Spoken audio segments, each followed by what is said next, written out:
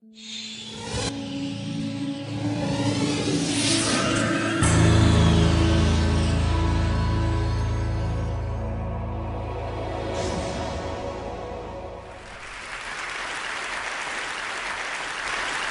historically, there's been a huge divide between what people consider to be non-living systems on one side and living systems on the other side. So we go from, say, this beautiful and complex crystal as non-life and this rather beautiful and complex cat on the other side. Over the last 150 years or so, science has kind of blurred this distinction between non-living and living systems, and now we consider that there may be a kind of continuum that exists between the two. We'll just take one example here. A virus is a natural system, right? But it's very simple, it's very simplistic. It doesn't really satisfy all the requirements, doesn't really have all the characteristics of living systems, and is in fact a parasite on other living systems in order to, say, reproduce and evolve. But what we're going to be talking about here tonight are experiments done on the sort of non-living end of this spectrum. So actually doing chemical experiments in the laboratory, mixing together non-living ingredients to make new structures, and that these new structures might have some of the characteristics of living systems. So what I'm talking about here is trying to create a kind of artificial life. So what are these characteristics that I'm talking about? These are them.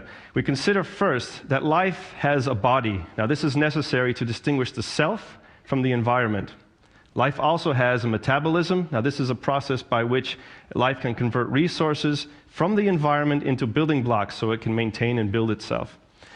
Life also has a kind of inheritable information. Now we as humans, we store our information as DNA in our genomes, and we pass this information on to our offspring. If we couple the first two, the body and metabolism, we can come up with a system that could perhaps move and replicate. If we couple these now to inheritable information, we can come up with a system that be more lifelike and perhaps evolve. And so these are the things we'll try to do in the lab, make some experiments that have one or more of these characteristics of life. So how do we do this? Well, we use a model system that we term a proto-cell. You might think of this as kind of like a primitive cell. It is a simple chemical model of a living cell. And if you consider, for example, a cell in your body may have on the order of millions of different types of molecules that need to come together, play together in a complex network to produce something that we call alive. In the laboratory, what we want to do is much the same, but with on the order of tens of different types of molecules. So a drastic reduction in complexity, but still trying to produce something that looks lifelike. And so what we do is we start simple and we work our way up to living systems. So consider for a moment this quote by Leduc 100 years ago, considering a kind of synthetic biology. The synthesis of life, should it ever occur, will not be the sensational discovery which we usually associate with the idea. That's his first statement. So if we actually create life in the laboratory, it's probably not going to impact our lives at all. If we accept the theory of evolution, then the first dawn of synthesis of life must consist in the production of forms intermediate between the inorganic and the organic world, or between the non-living and living world. Forms which possess only some of the rudimentary attributes of life, so the ones I just discussed, to which other attributes will be slowly added in the course of development by the evolutionary action of the environment. So we start simple, we make some structures that may have some of these characteristics of life, and then we try to develop that to become more and more lifelike. This is how we could start to make a protocell. We use this idea called self-assembly. What that means is I can mix some chemicals together in a test tube in my lab, and these chemicals will start to self-associate to form larger and larger structures. Okay, so say on the order of tens of thousands, hundreds of thousands of molecules will come together, form a large structure that didn't exist before. And in this particular example, what I took is some membrane molecules, mixed those together in the right environment, and within seconds, it forms these rather complex and beautiful structures here. These membranes are also quite similar morphologically and functionally to the membranes in your body, and we can use these, as they say, to form the body of our protocell. Likewise, we can work with oil and water systems. As you know, when you put oil and water together, they don't mix, but through self-assembly, we can get a nice oil droplet to form, and we can actually use this as a body for our artificial organism or for our protocell, as you will see later. So that's just forming some body stuff, right? Some architectures. What about the other aspects of living systems? So we came up with this protocell model here that I'm showing. We started with a natural occurring clay called montmorillonite. This is natural from the environment, this clay. It forms a surface that is, say, chemically active. It could run a metabolism on it. Certain kind of molecules like to associate with the clay. For example, in this case, RNA shown in red. This is a relative of DNA. It's an informational molecule. It can come along and it starts to associate with the surface of this clay. This structure then can organize the formation of a membrane boundary around itself. So it can make a body of lipid molecules around itself, and it's shown in green here on this micrograph. So just through self-assembly, mixing things together in the lab, we can come up with, say, a metabolic surface with some informational molecules attached inside of this membrane body, right? So we're on our road towards living systems. But if you saw this protocell, you would not confuse it with something that is actually alive. It's actually quite lifeless. Once it forms, it doesn't really do anything. So something is missing. Some things are missing. So some things that are missing is, for example, if you had a flow of energy through a system, what we'd want is a protocell that can harvest some of that energy in order to maintain itself, much like living systems do. So we came up with a different protocell model, and this is actually simpler than the previous one. In this protocell model, it's just an oil droplet with a chemical metabolism inside that allows this protocell to use energy to do something, to actually become dynamic, as we'll see here. We add the droplet to the system, it's a pool of water, and then the protocell starts moving itself around in the system, okay? Oil droplet forms through self-assembly, has a chemical metabolism inside, so it could use energy, and it uses that energy to move itself around in its environment. As we heard earlier, movement is very important in these kinds of living systems. It is moving around, exploring its environment, and remodeling its environment, as you see by these chemical waves that are forming by the protocell. So it's acting, in a sense, like a living system trying to preserve itself. We take this same moving protocell here, and we put it in another experiment, get it moving. Then I'm going to add some food to the system, and you'll see that in blue here.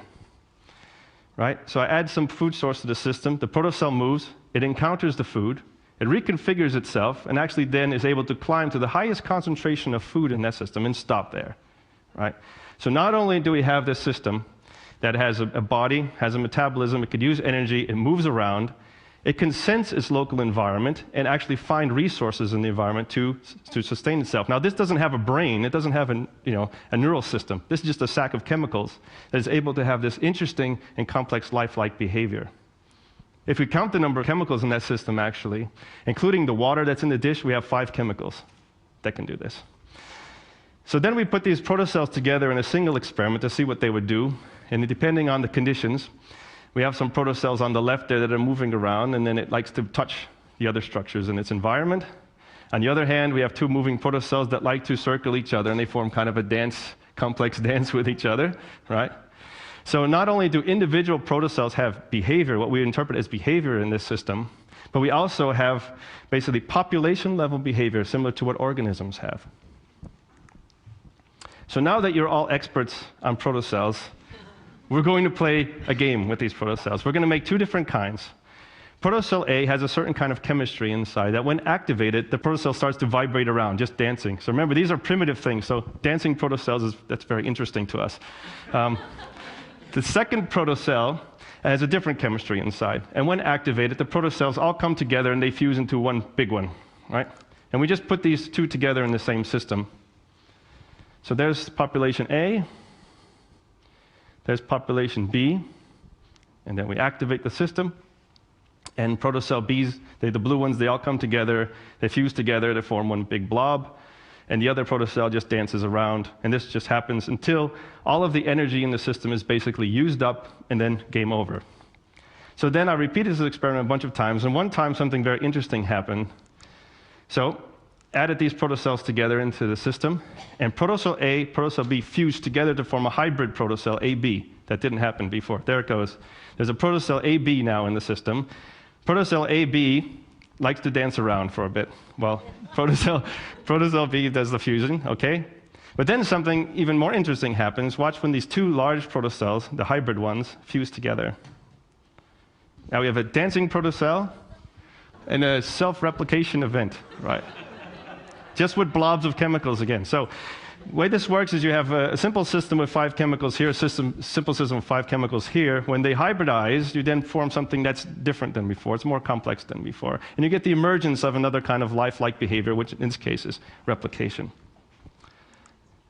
So since we can make some interesting protocells that we like, and interesting colors and interesting behaviors, And they're very easy to make, and they have interesting lifelike properties.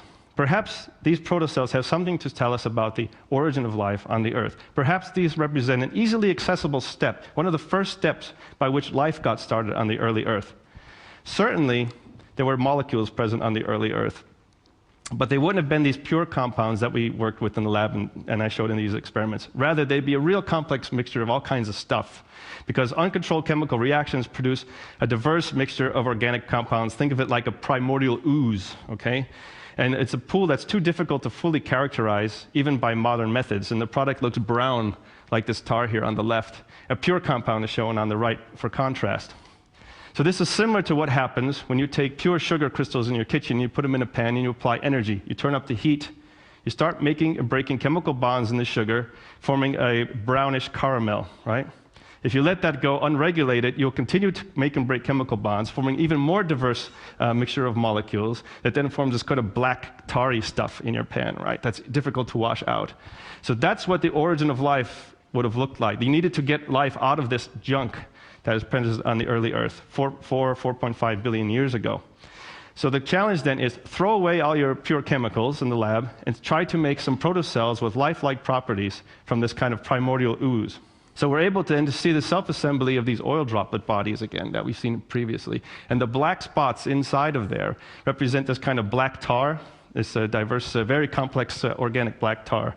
And we put them into one of these experiments, as you've seen earlier, and then we watch lively movement that comes out of it. They look really good. Very nice movement. And also they appear to have some kind of behavior where they kind of circle around each other and follow each other, similar to what we've seen before. But again, working with just primordial conditions, no pure chemicals. These tar-filled protocells are also able to locate resources in their environment. I'm going to add some resource from the left here that diffuses into the system, and you can see they really like that. They become very energetic and able to find the resource in the environment, similar to what we saw before. But these are done in these primordial conditions, really messy conditions, not sort of sterile laboratory conditions. These are very dirty little protocells, in a matter of fact. And so, but they have lifelike properties is the point. So doing these artificial life experiments helps us define a potential path between non-living and living systems. And not only that, but it helps us broaden our view of what life is and what possible life there could be out there. Life that could be very different from life that we find here on Earth. And that leads me to the next term, which is weird life. This is a term by Steve Benner. This is used in reference to a report in 2007 by the National Research Council in the United States, wherein they tried to understand how we can look for life elsewhere in the universe. Okay, especially if that life is very different from life on Earth. If we went to another planet and we thought there might be life there, how could we even recognize it as life? Well, they came up with 3 very general criteria. First is, and they're listed here, the first is the system has to be in non-equilibrium. That means the system cannot be dead, in a matter of fact. Basically what that means is you have an input of energy into the system that life can use and exploit to maintain itself. This is similar to having the sun shining on the Earth, driving photosynthesis, driving the ecosystem. Without the sun, there likely to be no life on this planet. Secondly, life needs to be in liquid form. So that means even if we had some interesting structures, interesting molecules together, but they were frozen solid, then this is not a good place for life. And thirdly, we need to be able to make and break chemical bonds. And again, this is important because life transforms resources from the environment into building blocks so it can maintain itself. Now, today I told you about very strange and weird protocells, some that contain clay, some that have primordial ooze in them, some that have basically oil instead of water inside of them. Most of these don't contain DNA, but yet they have lifelike properties. But these protocells satisfy these general requirements of living systems. So by making these chemical artificial life experiments, we hope not only to understand something fundamental about the origin of life and the existence of life on this planet, but also what possible life there could be out there in the universe. Thank you.